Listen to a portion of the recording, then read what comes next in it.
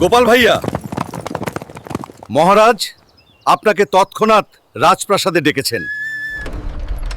রাজসভায় ঢুকতেই গোপাল দেখল সবাই চিন্তায় মগ্ন। গোপাল, গোপাল,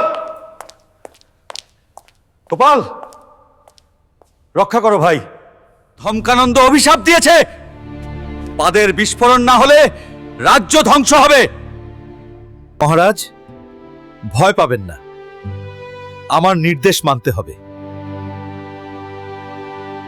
সব খাবার একত্র করো, যত বেশি খাবার তত ভালো।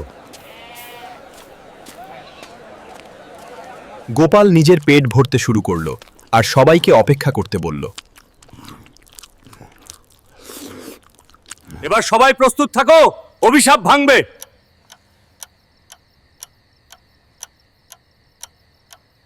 ঢাস!